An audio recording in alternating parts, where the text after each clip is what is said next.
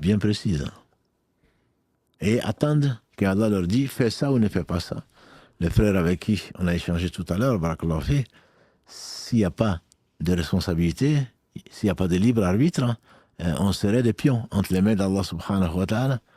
Allah sait tout. Allah nous inspire que le meilleur et il nous laisse donc décider pour avoir ce mérite dont il a parlé tout à l'heure.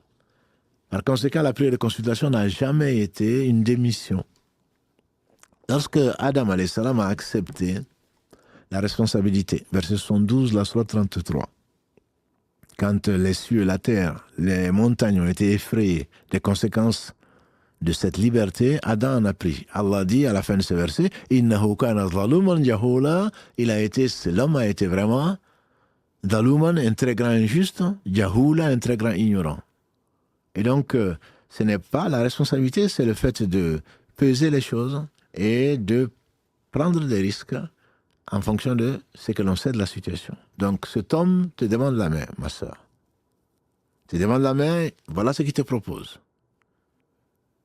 À mon humble avis, il n'y a même pas d'istikhara à faire. L'istikhara, c'est la prière de consultation. C'est que je décide de faire cette chose. Donc, c'est une chose qui est permise.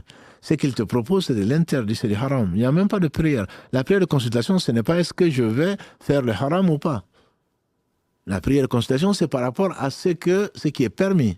Si c'est une obligation non plus, je ne vais pas faire 2 rakas pour savoir si je vais prier ou si je vais jeûner le mois de Ramadan. Ou si je vais sortir la zakat. Il n'y a pas de prière de consultation. La prière de consultation ne consiste qu'à demander la confirmation ou l'infirmation d'une décision qu'on va prendre dans un projet qui est licite. Donc à partir de ce moment-là, alhamdulillah, on a étudié le système, on a étudié le cas et on fait la prière de consultation après avoir décidé. Je décide d'accepter, par exemple, la demande de mariage de cet homme. Je fais 2 rakas en dehors de prière obligatoire.